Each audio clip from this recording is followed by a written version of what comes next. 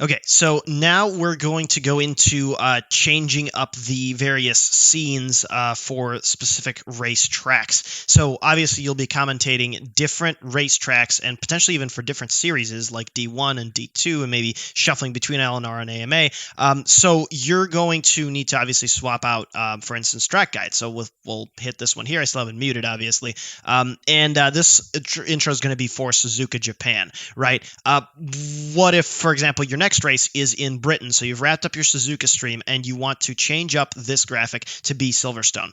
So what you're going to do is you're going to go back to your stream setup thread, and then you're going to find the track guide section. Now, depending on if you're AM or LNR, you click the right link, say we're in AM. Takes you to this drive. It's the same drive as the previous, just a different folder, and we'll go find Britain. And here we have the quality intro and the race intro. So again, download these, and then in this scene, find your track guide, right? That's this thing here. Hit the gear icon, and then browse to wherever you have it on your hard drive. You don't have to download all of them, or you can if you'd like, if you don't have to download them every single time. But go find it in. I currently have F2 and F1 in here actually. And use the correct one. Now remember, obviously, once you hit open, it'll update here and hit done. Now you want to make sure that you're using the quali for quali intro and the race for race, obviously. Quali intro 1 and race intro 1 do not get swapped out. Those are like the little trailers before each session. Keep them there. Do not change them to anything unless you are specifically told to do so by me or somebody else in the production team. The same principle applies to the starting soon loop if you are in AM. If you're in LNR, this stays static. This does not change, so don't touch it. If you are in AM, however, you will have these fun little kind of splinter away intros for various tracks. This is actually for Austria, right?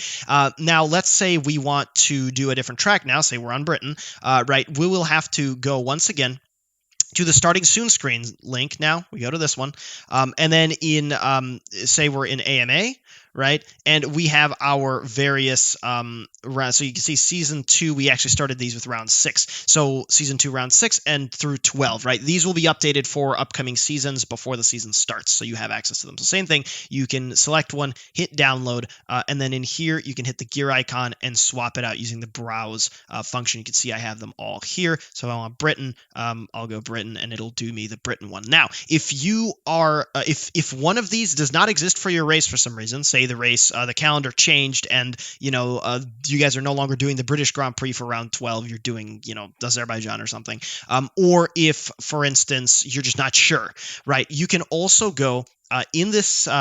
If you go to starting soon animations, one folder up, you'll see there's a generic one. And what that is it's basically, it doesn't have this overlay. It just stays the static, this one. It stays this the entire time. So it won't show your viewers the wrong track. So you can also download that one and plug it into here as you see fit.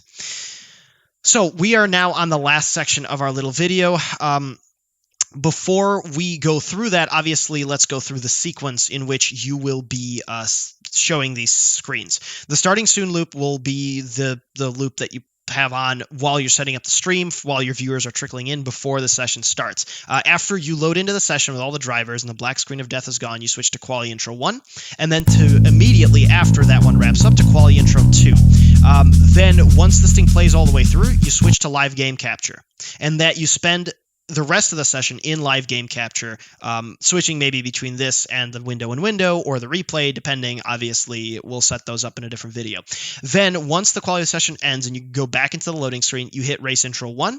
And then immediately upon the conclusion of that, race intro 2, that is your track guide. And for the track guide, obviously narrate over the track map and everything, say a bunch of smart shit about the track, do whatever you need to do. Back to live game capture as soon as that pretty much ends, right? You spend the rest of the race in live game capture, window and window, replay, whatever. And then once the race wraps up and you're done with the post-race table, then you go into interview starting soon. At this point, as soon as interview starting soon starts, and you're going to want to make sure that if you have a default mic and default sound capture, you're going to want to mute those, right? So if I had let's go back to my audio and I had default here and default here. You see how they show up and you see how you can hear me? Yeah, you don't want that during this screen, so you just make sure you mute that. And you make sure you mute your desktop audio as well. Now, this is where you move from the commentary channel in Discord to the driver interview channel, and you invite all the drivers, and you set up and you tell who's going when, and you get ready to go live. As soon as you're ready to go live again with the interviews, you hit interview live, and in interview live, you are interviewing the drivers, right? This is where your mic should be back on, your desktop audio should be back on, and you will be talking to the drivers. Let me change these back to the right thing. Boom and boom. Again, for me, these are all disabled because I have the different sources separate. And then once the interviews are wrapped up, once you and your co-commentator have kind of concluded, giving your brief spiel for the end of the race, go into post-stream loop. And this, you can sit here for about, 2 minutes, 3 minutes maybe, and then you can cut the stream. Instead of go live, this will say end stream. You can end it, and that'll be it. Now, in order to transition between these scenes, as I've just mentioned, and to mute and unmute your mic, for instance, that's pretty tough to do if you have to alt tab every single time to do it, and your screen will go black and your viewers will be confused and it'll be bad. So go to the gear icon at the bottom left again, go to hotkeys, and there's a couple hotkeys that you're going to want to pay attention to. Save replay we'll cover in a different video, obviously. First and foremost, you're going to want to go to all of your audio sources. So in my case, it's game audio and Discord audio. In your case, it'll actually be probably default mic, default desktop audio. But you're going to want to open them up, whatever they are, and put hotkeys for mute and unmute, right? So for instance, if I do Control-Shift-L and Control-Shift-K or whatever, if you have a Stream Deck, this is easier. If you have a separate little keyboard, this is easier. But basically, you can set whatever hotkeys you like. And obviously, if you try to backspace them out, it'll set backspace as that hotkey, so hit minus to get rid of them. But basically, these will enable you to mute and unmute your game and your, most importantly, your partner in crime in Discord and yourself on the mic. So make sure to set these hotkeys. Then, once those are set, go up to your scenes, and if you open up each scene at the very bottom, there's a switch to scene function. So I have, Control Q, Control W, Control E, right, all in order mapped to these different scenes, and all of them all the way through to post stream loop. So if I go back into here and I hit Control W, it'll change here. Control E changes to this one, and so on and so forth, right? So basically, you want to have these keyboard shortcuts mapped so that you can actually move through your scenes without having to alt tab.